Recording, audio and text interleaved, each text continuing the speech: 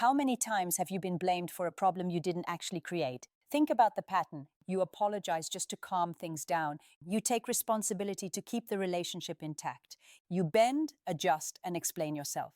While she always seems to have a reason, a justification, a story that somehow turns her choices into your fault. And the more patient you are, the more this dynamic repeats. Here's what most men never stop to question. This isn't happening because you're weak, passive, or not enough. It's happening because you're operating inside a framework where accountability is rarely expected from women and heavily demanded from men. In that framework, kindness becomes a disadvantage and honesty feels like a risk. So why do so many women resist accountability? And why are the most decent men often the ones who pay the highest price? I'm going to break this down with you from a perspective you don't usually hear. A woman who understands exactly how and why women avoid responsibility and how that avoidance gets reinforced. This isn't about attacking women or excusing men. It's about decoding behavior so you stop losing ground without even realizing it. Because if you don't understand this mechanism, you'll keep surrendering control in relationships that quietly drain you. If you want clarity instead of confusion, like this video and subscribe. Let's get into it. You've been told a story for a long time, a story that sounds good on the surface, but quietly sabotages relationships once you look closer. That story says empowerment means never feeling uncomfortable, never being questioned, never having to sit with the consequences of your own choices. But real empowerment has never worked that way. True empowerment is the ability to say, this was my decision, and I own what came from it. Fake empowerment is being protected from outcomes while still enjoying the benefits of choice. And once you understand that distinction, a lot of confusing behavior suddenly makes sense. This is why accountability triggers such a strong emotional reaction in many women. The moment responsibility is requested, it feels like a threat. Not because the request is unreasonable, but because it clashes with the version of empowerment they've been conditioned to expect. When accountability enters the room, the illusion cracks. You've probably experienced this firsthand. You calmly point out something that hurt you. You're not attacking, you're not raising your voice, you're simply naming what happened. And suddenly the conversation flips. Now you're too sensitive, now you're starting a fight. Now your boundaries are framed as aggression. What changed wasn't your tone. What changed was the power dynamic. When someone has grown accustomed to being shielded from consequences, accountability feels like punishment, even when it's delivered with respect. That's why reasonable feedback gets rebranded as control. That's why responsibility gets mislabeled as hostility. And here's the part most men miss. This isn't about cruelty or malice. It's about conditioning. If a system repeatedly rewards avoidance and rescues people from outcomes, it trains them to see responsibility as an injustice rather than a requirement. That's why the phrase, "I'm holding you accountable," can land harder than an insult. It threatens a structure where emotional comfort has been prioritized over personal responsibility for years. Remember this line because it explains more than you think. The moment accountability feels like oppression, power has already corrupted character. Once you see that, you stop taking these reactions personally. And more importantly, you stop negotiating with a reality that was never built to be fair to you in the first place. To understand why accountability feels so foreign to many women, you have to look far earlier than dating, relationships, or adulthood. You have to look at how behavior is shaped long before attraction ever enters the picture. Watch how society reacts when a young boy makes a mistake. The response is usually direct. He's told what he did wrong. He's expected to correct it. There's an unspoken lesson baked into that moment. Actions have consequences and responsibility is part of growing up. Now compare that to how a young girl is often treated in the same situation. The tone changes, the explanation gets longer, the punishment gets softer. Intentions are emphasized over outcomes. Feelings are protected before behavior is corrected. Over time, this creates a very different internal wiring. This isn't about favoritism, it's about conditioning. When leniency becomes the default response, it quietly teaches entitlement. When consequences are softened or redirected, it teaches avoidance. And when accountability is delayed or outsourced, it teaches a subtle but powerful lesson. Discomfort is something to be escaped, not processed. Psychologically, this is learned behavior. The mind adapts to what works. If deflection, emotional distress, or shifting the narrative consistently reduces pressure, those strategies get reinforced. They don't feel manipulative to the person using them. They feel normal, protective, even justified. Fast forward into adulthood and you see the pattern play out in relationships. Apologies are avoided not because the mistake wasn't real, but because admitting fault feels unfamiliar. Conversations drift away from the original issue and toward tone, intent, or how hurt she feels. Responsibility doesn't disappear, it just gets reframed. You might notice how quickly the story changes. What began as a simple discussion about behavior turns into a conversation about her emotions, then her past, then her stress, and suddenly the original point is gone, not denied, just buried. This is why so many men feel confused. They sense something is off, but they can't quite name it. They're not dealing with malice. They're dealing with a system that trains someone to prioritize emotional relief over ownership. And this distinction matters because once you see that this isn't about female nature, but about long-term reinforcement, you stop arguing facts. You stop explaining yourself into exhaustion. You realize you're not debating logic, you're colliding with conditioning. And conditioning doesn't change through persuasion. It only changes when accountability becomes unavoidable. Modern dating didn't just change how people meet, it quietly changed how responsibility works inside relationships. When options are limited, people are forced to repair what they have. When options are endless, walking away becomes easier than reflecting. And today, many women live in an environment where replacement is not a fear, it's a convenience. Think about what constant access to attention does to accountability. When validation is always available, mistakes don't feel costly. When there's always another option waiting, fixing things feels optional. Responsibility becomes heavy, unnecessary weight in a world designed to offer emotional escape routes. This is why many women don't fear losing a good man, not because they don't value him, but because abundance dulls urgency. If something feels uncomfortable, there's a quiet voice whispering, "You don't have to deal with this.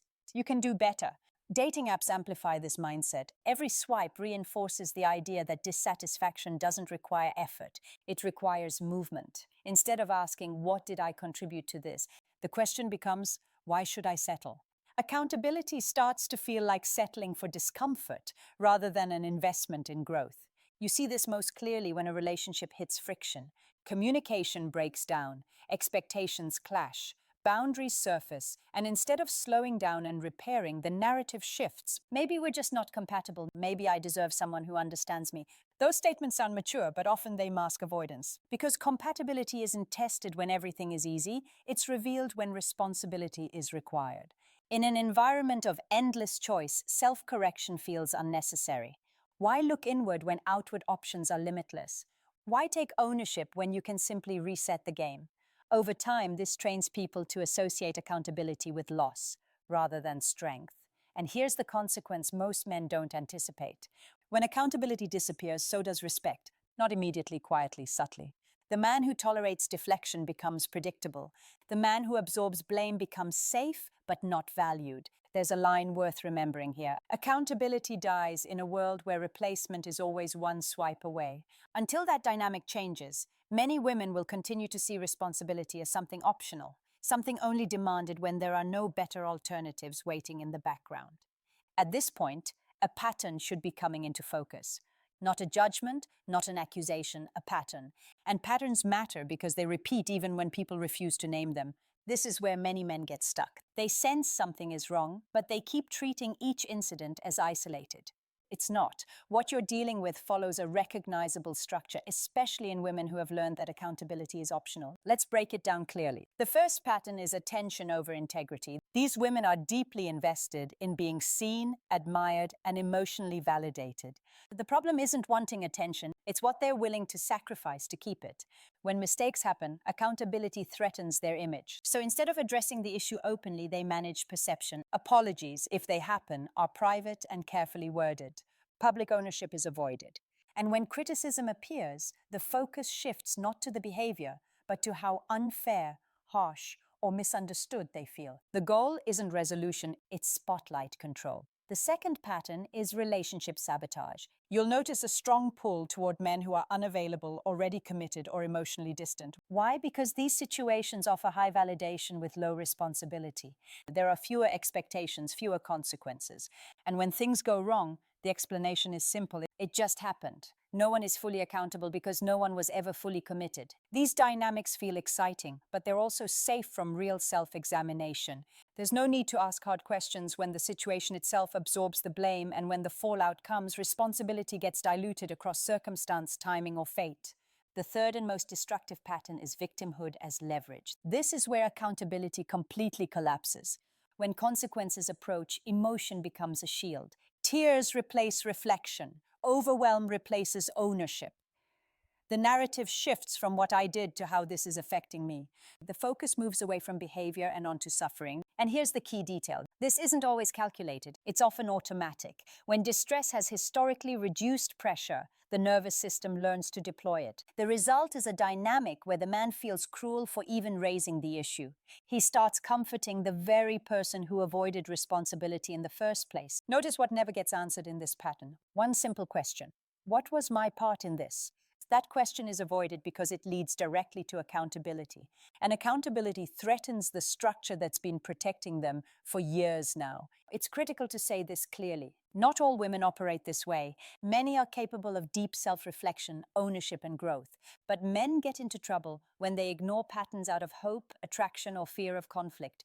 Because patterns don't disappear when you stop naming them. They intensify. Respect doesn't come from tolerance. It comes from clarity. If you keep engaging someone who consistently avoids responsibility, you're not being patient. You're teaching them what they can get away with. And the longer that lesson is reinforced, the harder it becomes to reverse. Seeing the pattern doesn't make you cynical. It makes you prepared. What makes this dynamic so powerful isn't just individual behavior. It's the environment that rewards it. Look at how society responds. The moment a woman is questioned, the tone shifts instantly. The assumption flips. Scrutiny is replaced with protection. Meanwhile, when a man sets a boundary or asks for accountability, his motives are interrogated before the facts ever are. He's told to be more understanding, more patient, more careful with her feelings. This asymmetry doesn't happen by accident. Over time, many women learn something crucial. If conflict escalates, the odds are in their favor. Emotional expression is validated, distress is amplified, and belief is often granted before responsibility is examined. That knowledge shapes behavior, even subconsciously. This is why accountability feels optional in so many situations. When consequences approach, there's an unspoken safety net waiting. Friends, social narratives, and cultural messaging all reinforce the same idea. Discomfort means something wrong is being done to her, not something she may need to reflect on. Now consider what this does to men. Men learn quickly that pushing back carries a cost. Speak up and you risk being labeled insensitive. Set a boundary and you're told you're escalating. Hold firm and suddenly you're the problem. So many men choose the path of least resistance. They go quiet, they soften, they absorb blame that doesn't belong to them. Not because they agree, but because they're exhausted. This creates a dangerous loop. Women who avoid accountability feel increasingly justified. Men who demand it feel increasingly isolated. Over time, responsibility disappears from the relationship altogether. What remains is emotional imbalance. One side protected, the other perpetually adjusting. And here's the truth. Most people don't want to confront. Removing accountability doesn't create safety. It creates power without restraint. When someone is consistently shielded from consequences, the behavior doesn't improve, it escalates. This is where manipulation quietly takes root. Not through malice, but through reinforcement. When victimhood reliably produces relief, it becomes a strategy. When society applauds it, it becomes normalized. Remember this clearly. A system that removes accountability doesn't create safety, it creates abuse. Not always loud, not always obvious, but slow, corrosive, and deeply destabilizing, especially for the men who keep telling themselves that staying silent is the mature choice. It isn't. Silence doesn't restore balance. It teaches people how far they can go. Now comes the part most men instinctively resist. Not because it's untrue, but because it's uncomfortable. For all the social conditioning, the reinforcement, the cultural blind spots, none of this works without participation. And in many cases, the participation comes from men who believe they're being loving, patient, or emotionally mature. A lot of men are afraid of one specific label. They don't want to be seen as controlling. They don't want to be that guy. And underneath that fear is something even more personal, the fear of losing her. So instead of standing firm, they soften. They rationalize. They tell themselves it's not worth the conflict. This is how accountability quietly disappears. You apologize to move things along even when you weren't wrong. You overlook patterns because calling them out feels harsh. You notice red flags, but you explain them away because she had a bad day, a hard past, or a valid reason. And every time you do this, you teach a lesson, just not the one you think you're teaching. You're not teaching compassion. You're teaching tolerance without consequence. There's a moment many men will recognize. She crosses a line. You feel it in your body. Something tightens. But instead of addressing it directly, you say, it's okay. I get it. Even though you don't. Even though it's still sitting there unresolved, that moment matters more than you realize. Because from that point forward, accountability isn't missing. It's been replaced. Replaced by emotional management. Replaced by avoidance. Replaced by you doing the work that isn't yours to do. And here's the hard truth. Accountability cannot exist where consequences don't. If there is no cost to deflection, deflection becomes the strategy. Not because she's malicious, but because the environment rewards it. This doesn't mean becoming cold. It doesn't mean escalating conflict. It means recognizing that silence isn't neutral. Silence is instructive. It tells people what behavior is acceptable and what isn't. When men stop asking for accountability out of fear, they don't preserve the relationship. They hollow it out. Respect erodes, attraction fades, and resentment quietly takes its place. Accountability doesn't disappear on its own. It disappears when it's no longer required. And the moment you understand that, you stop asking why things feel one-sided and start seeing exactly how they became that way. Once you understand the dynamics, the question changes. It's no longer why accountability is avoided. It becomes how you reintroduce it without anger, without lectures, and without losing yourself in the process. This isn't about dominance. It's about structure. Accountability only works when three elements are present. Miss one and the whole thing collapses. The first is timing. Most men wait too long. They let irritation build. They replay the moment in their head, and when they finally speak up, it comes out charged. By then, the conversation is no longer about behavior. It's about emotion. Accountability gets lost in the noise.